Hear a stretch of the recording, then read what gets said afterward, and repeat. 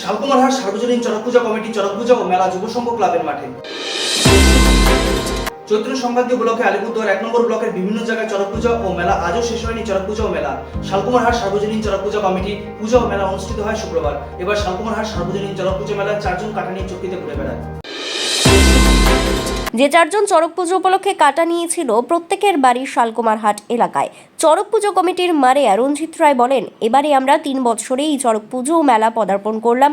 রঞ্জিত রায় এটাও বলেন, আশা রাখবো আগামী দিন যেন আরও ভালোভাবে শালকুমার এলাকাবাসীর মনে আনন্দ ফুর্তি দিতে পারি এই পুণ্যতিথিতে। জানা যায় আগামীকালকে শালকুমারহাট মহাকালধাম এলাকায় আরও একটি চড়ক পুজো ও মেলা অনুষ্ঠিত হবে। আলিপুরদুয়ার জেলা প্রতিনিধি মনোরঞ্জন রায়ের রিপোর্ট, এক্সটিভি বাংলা। আর মারিয়ার দায়িত্ব কত বছর থেকে পালন করছে? 3 বছর। 3 বছর থেকে। আচ্ছা, এবারে এই পূজা কত বছরে পা দিল? 3 বছরে। 3 বছরই পা দিল। আগে তো বহুদিন থেকে হচ্ছিল না, এখানে মাঝে বন্ধ ছিল। আচ্ছা, কাটা কতজন নিল? 4 জন।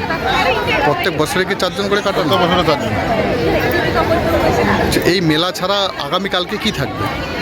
দেখি যদি মহাদেব যদি ভালোভাবে রাখে আগামী এবারে চিন্তা ভাবনা থাকবে আরও। আপনার নাম? আমার নাম রঞ্জিত রায়। খুবই সহজ এবং অনন্য প্রযুক্তির মাধ্যমে ছাত্রছাত্রীদের পড়াশোনায় সফলতা এনে দেয় ফিজিক্সওয়ালা।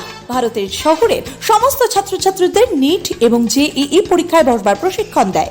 যদি আপনিও আপনার সন্তানের জন্য একজন সঠিক প্রশিক্ষকের খোঁজে থাকেন, তবে চলে আসুন 3rd floor sky star building, Panitanki মোড়, শিলিগুড়িতে এবং নাম নথিভুক্ত করুন জেইই নিটের ব্যাচে, যাতে আপনি পেতে পারেন 25% পর্যন্ত ছাড়। বিশদে জানতে যোগাযোগ করুন 7314850131 এই নম্বরে।